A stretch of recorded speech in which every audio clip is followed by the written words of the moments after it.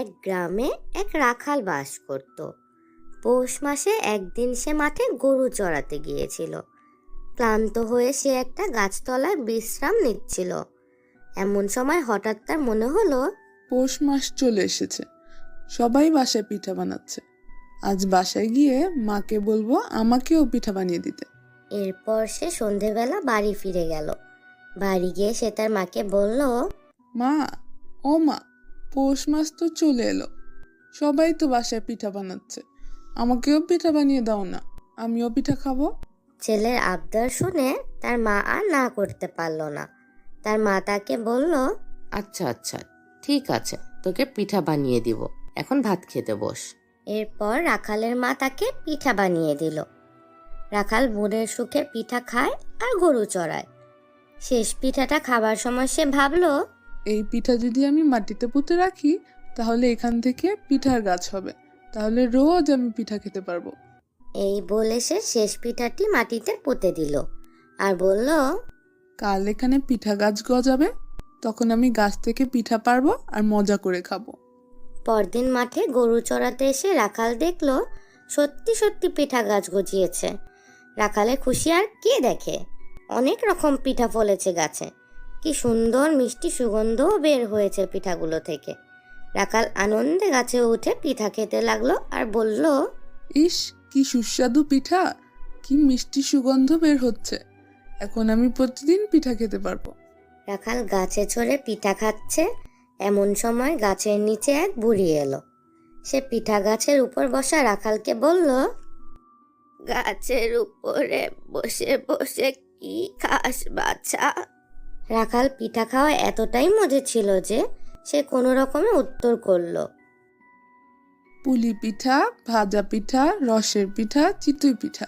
বুড়ি তখন রাখালকে বলল, আমায় একটা দে না বাছা, আমার ভীষণ খিদে পেয়েছে। কি মিষ্টি সুগন্ধ বের হচ্ছে পিঠা থেকে। রাখাল তখন বুড়িকে বলল, ঠিক আছে, দিচ্ছি, তুমি হাত পাতো, আমি পিঠা ফেলছি। বুড়ি তখন রাখালকে বলল, না না বাচ্চা, অত উপর থেকে ফেললে তো পিঠা নিচে পড়ে যাবে। তুই বরং পিঠা আমার ঝুলির ভিতর দে, তাহলে আর নিচে পড়বে না। রাখাল যেই গাছ থেকে নেমে ঝুলির ভিতর পিঠা দিতে গেছে, অমনি বুড়ি খপ করে তাকে ধরে ঝুলির ভিতর পুরে ফেলল। তারপর মনের আনন্দে চলল তার বাড়ি। বুড়ি ঝুলি নিয়ে যাচ্ছে আর ভাবছে, আজ বাড়ি গিয়ে মজা করে রাখালকে খাবো, বউকে বলবো মজা করে রান্না করতে। আসলে এই বুড়ি ছিল একটা ডাইনি।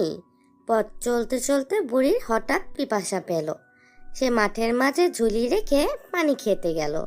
বুড়ি ঝুলি রেখে যাওয়ার সাথে সাথে রাখাল ঝুলি থেকে বেরিয়ে তাতে ইট পাটকেল ভরে দিল।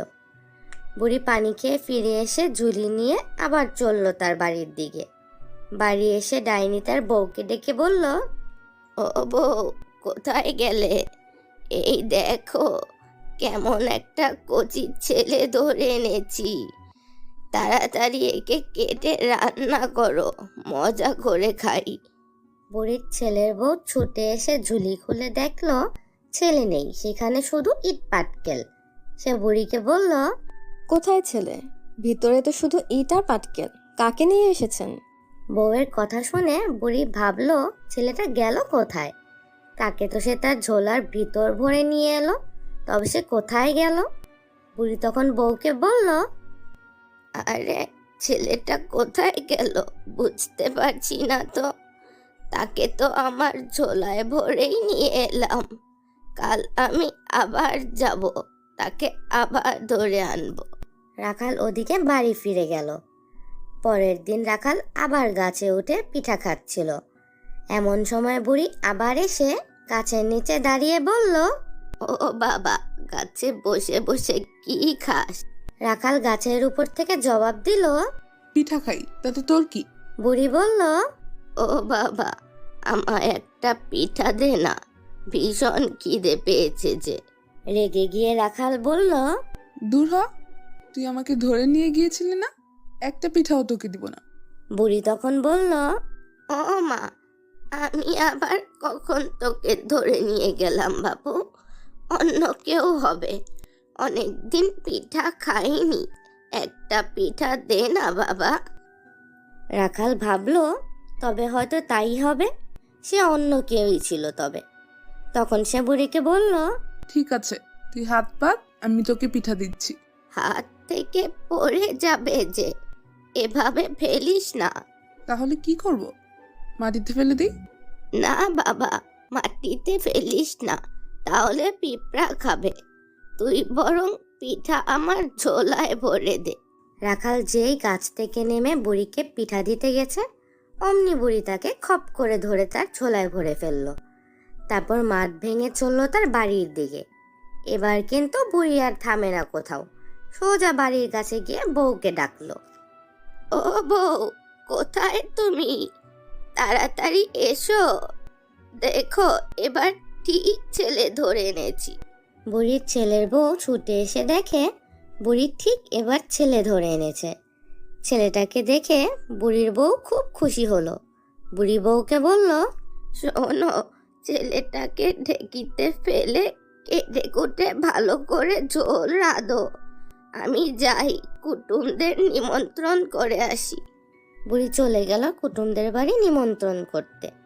এদিকে বউ ছেলেটাকে নিয়ে ঢেকির কাছে এলো, তাকে কেটে রান্না করতে হবে বলে। শাশুড়ি বলে গেছে মজা করে ঝোল রাখতে হবে, কুটুমদের নিয়ে তারা একসাথে খাবে বলে। রাখাল ঢেকি দেখে ফিক ফিক করে হাসতে লাগলো, ঝকঝক করতে লাগলো তার দাঁত। রাখালের দাঁত দেখে ডাইনির বউ মুগ্ধ হয়ে গেল। সে বলল, কি সুন্দর দাঁত! এত সুন্দর দাঁত হয়? তোমার দাঁত এত সুন্দর কিভাবে বলো তো? একেবারে ঝকঝক করছে। রাখাল তখন ডাইনির বউকে বলল, আমার দাঁত তোমার ভালো লেগেছে? তুমি ঢেকিতে শো, তোমার দাঁতগুলি আমি ঠিক করে দিই, দেখবে তোমার দাঁতও আমার মতো এমন ঝকঝক করবে। রাখালের কথায় ডাইনির বউ ভীষণ খুশি হলো, তারও এমন ঝকঝকে দাঁত চাই।